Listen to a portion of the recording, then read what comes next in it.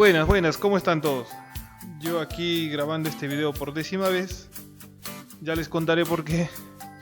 Pero vamos, hoy les traigo una aplicación que se llama Cálculos Eléctricos. Para dicha aplicación simplemente entren al Google Play, pongan Cálculos Eléctricos. El creador es este señor Ettore Gallina, gallinita ciega. Y su iconito es esta senoide rojita. Instálenlo, instálenlo. Yo les voy a dejar en la descripción el link por si tienen problemas para encontrarlo. Y también les voy a dejar el link de este formulario para que lo descarguen. Bueno, cuando ustedes entren les va a salir instalar, instálenlo. Yo lo tengo instalado, yo le voy a dar abrir.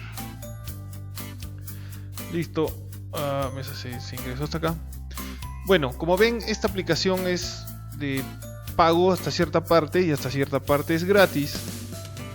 En los anteriores videos, en los 9 anteriores que les cuento, intenté hacer toda esta aplicación, quise abrirla, pero es demasiado extensa y el video se hizo muy largo y tuve que entrar a temas de fórmulas, temas de definiciones, y me pareció que se complicaba mucho este video y esa no es mi idea. Quiero explicar entonces solo dos. Voy a empezar con dos opciones que tiene este software, y poco a poco, con su apoyo, denle like, suscríbanse. Vamos a seguir abriendo las opciones, haciendo los demás cálculos, y si ustedes lo quieren podríamos comprar hasta la llave Pro para que ver las aplicaciones pagadas y a ver qué tal funciona. De repente se animan y lo compran. Por cierto, como les dije, no es mío, no sé, no conozco a este señor, pero me parece que es bueno la aplicación. Vamos a hallar en este primer video de la serie esta del software el cálculo de intensidad y el cálculo de la sección. ¿Por qué empezamos con estos dos cálculos? Porque sé que es reiterativo este tema de qué cable le pongo y por qué.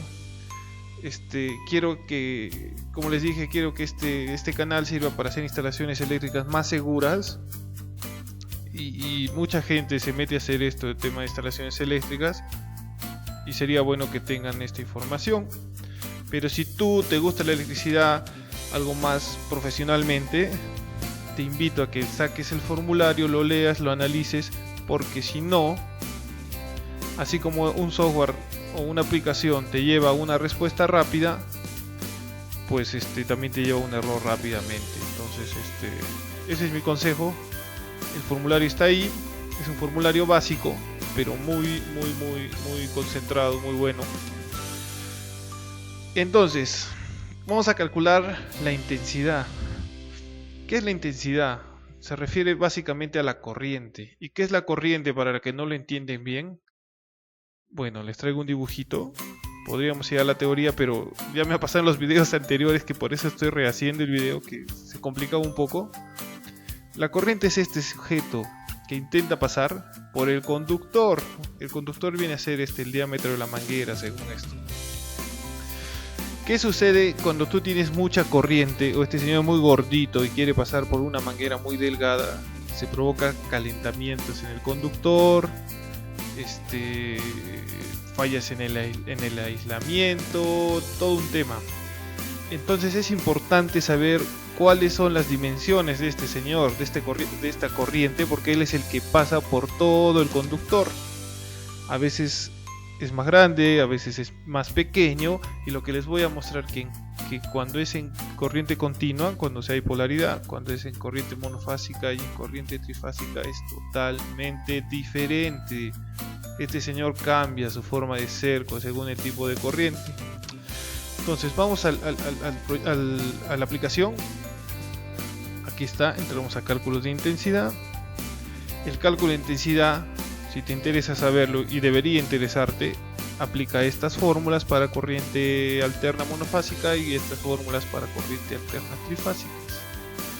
¿Qué datos te está pidiendo? Primero, si es que es continua, alterna monofásica o alterna trifásica. Primero vamos a hacerlo con continua. Suponiendo que tenemos 220 voltios en continua, tenemos una potencia de 3 HP. Vamos a hacerlo con un motor, que es lo que normalmente uno quiere saber cuáles son las corrientes. Suponiendo un motor de 3 HP. El factor de potencia se desactiva porque el factor de potencia no se aplica para la corriente continua. Ahorita vamos a ver eso. Lo calcula y tenemos 10.17 amperios. Muy bien. Vamos a la corriente monofásica. Mantenemos el mismo voltaje, 3 HP, pero ahí entra el factor de potencia. ¿Qué es el factor de potencia? En términos prácticos, no quiero complicarme la vida ni hacer otro video más, estoy cansado. El factor de potencia es es un factor, digamos, de seguridad, entre comillas, según la carga que tú tienes conectada a ese circuito. Por ejemplo, para circuitos resistivos, que son las lámparas incandescentes, el factor de potencia es 1, es ideal. Para motores va de 0.7 a 0.9, ese factor de potencia lo puedes encontrar en las placas de algunos motores. Algunas veces no lo he visto, pero sí también es cierto que está.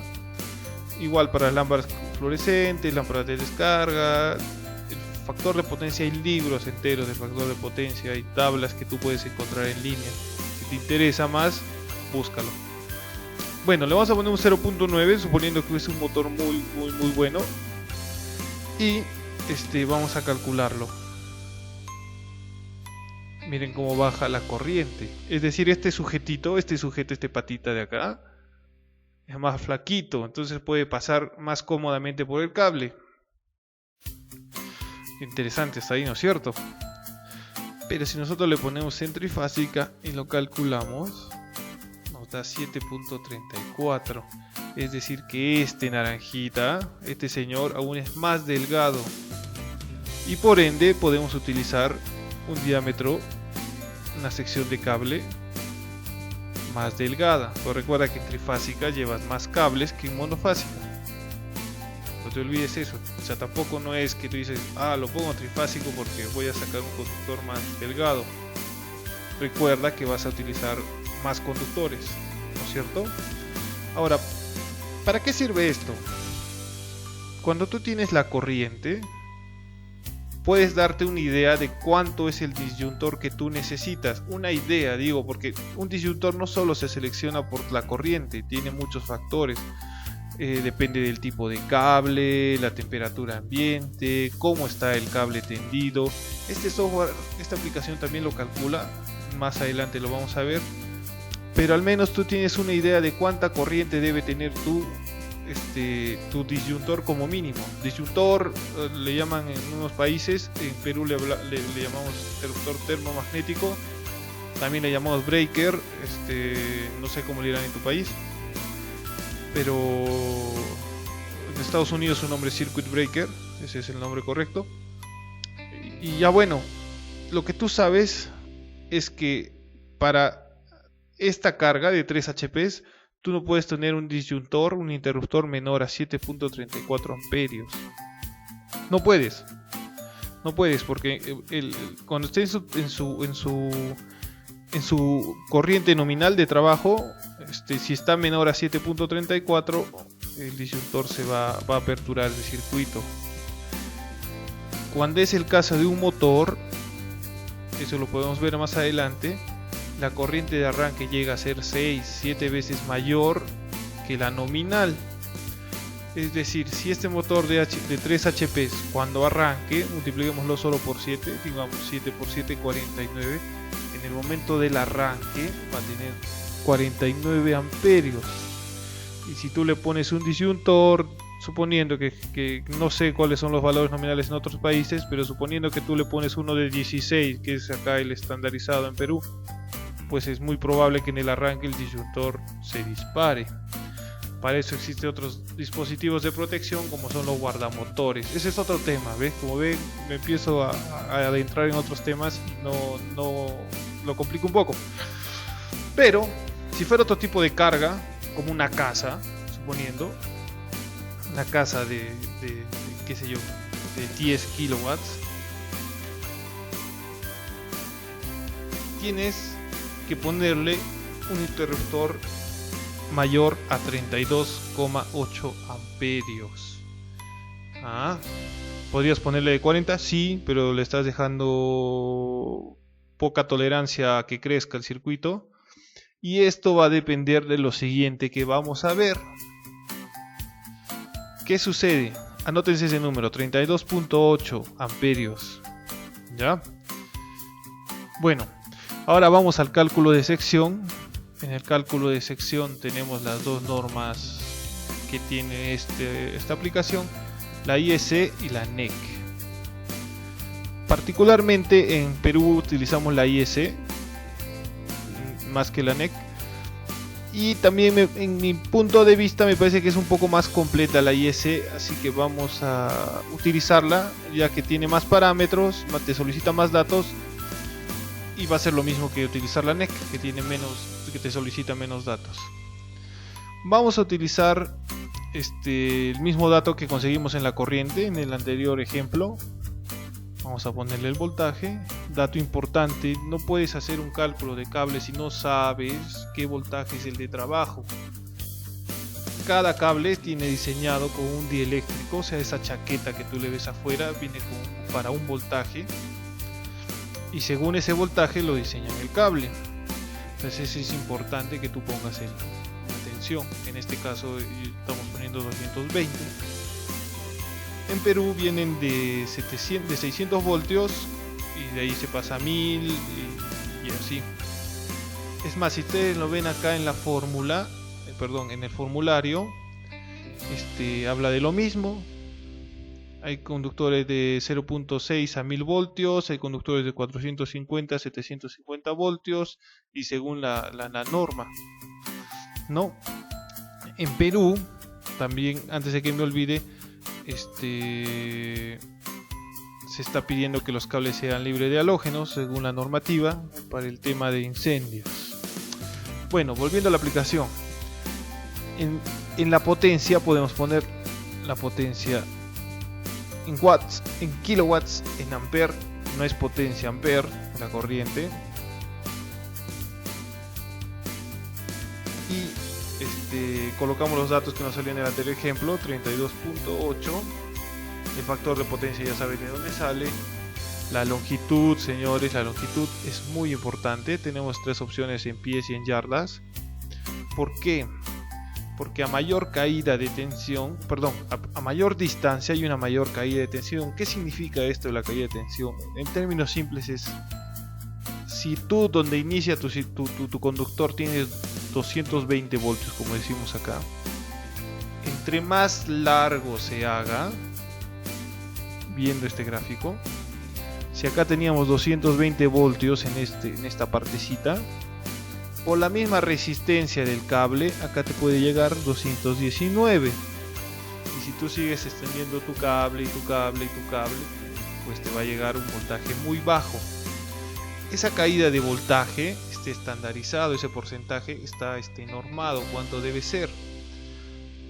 Pero ¿por qué es importante? Porque puede llegar al voltaje a bajar tanto que no encienda algunos equipos, haya calentamiento en el cable, haya un consumo en el cable, porque la resistencia es muy larga y los medidores de energía lo van a detectar, lo van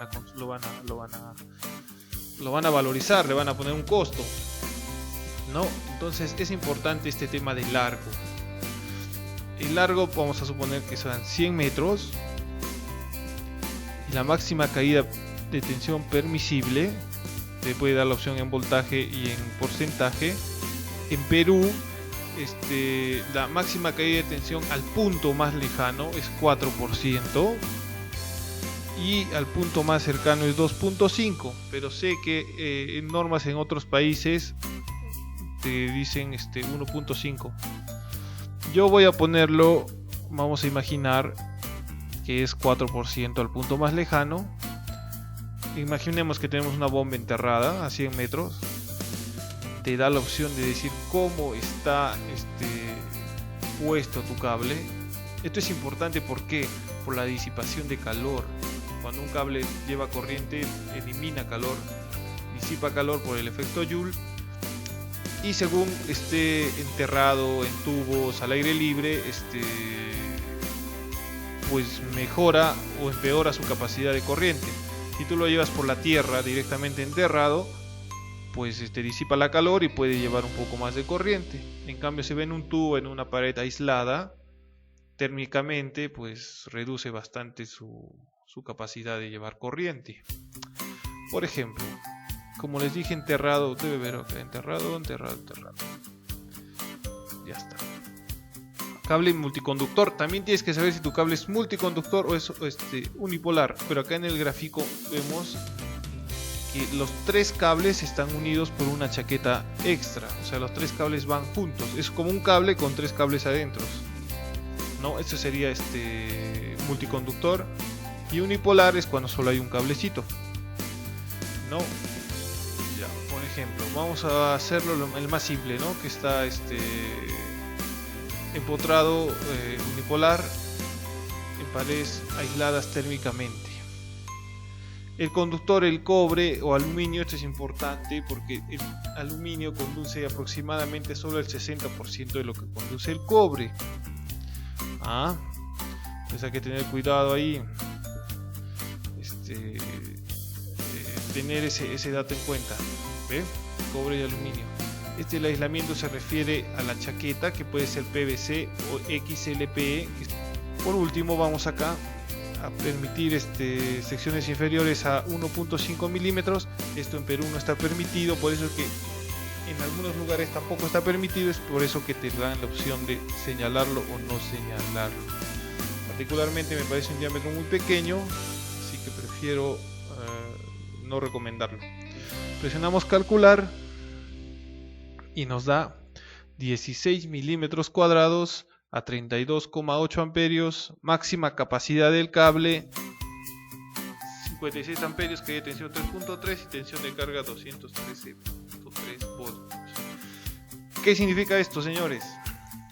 Que vas a necesitar un cable de 16 milímetros, que la máxima capacidad es de 56 amperios. He allí donde entra tu criterio para seleccionar la corriente del disyuntor.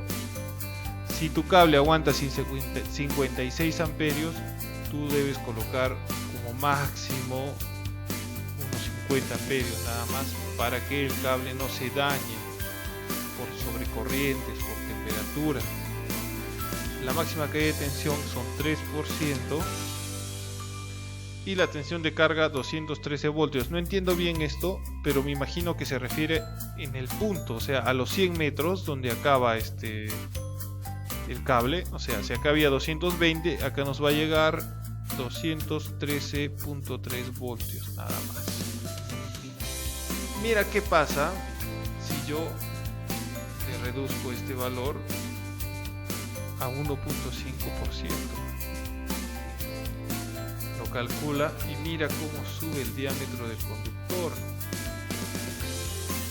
A pesar de que la carga en corriente es bastante lejana, pero por temas de caída de tensión, mira cómo se debe elevar el calibre del conductor. Eso es importante que se entienda.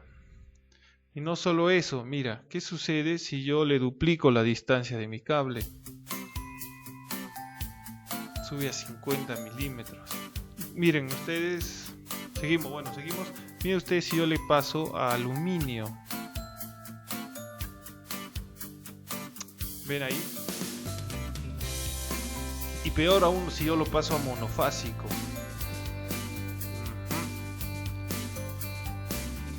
Ven los resultados. Eso es lo que quisiera que se entienda. Es por lo que me complica un poco la vida. Espero que este video sea didáctico, que les haya sido de utilidad. Y vamos a seguir viendo las demás opciones que nos dé el software. No estoy totalmente contento, como les digo, de este video. Si tienen alguna duda, lo podemos rehacer con sus preguntas, con sus dudas. Y bueno, la idea es, como les dije, que les sirva esta herramienta, que no deja de ser una herramienta, porque si no lo entiendes bien las fórmulas, puedes causar un error. O en todo caso, como les mostré, si tú no sabes entender cuándo utilizar trifásica, cuándo utilizar monofásica, cuándo usar cobre, cuándo usar aluminio, cuándo enterrarlo, cuándo ponerle ducto. ¿Qué sucede cuando metas el largo? Pues bueno, por más buen software que tengas, tu criterio o tu sapiencia como electricista no soluciona nada, ¿no? Por eso, señores, les dejo el formulario, denle una chequeadita a los que les interesa. Les dejo el software, denle like, suscríbanse, por favor. Quiero hacer los siguientes videos y su apoyo es importante para sentir de que este esfuerzo, esta inversión de tiempo, vale la pena. Un saludo a todos, gracias.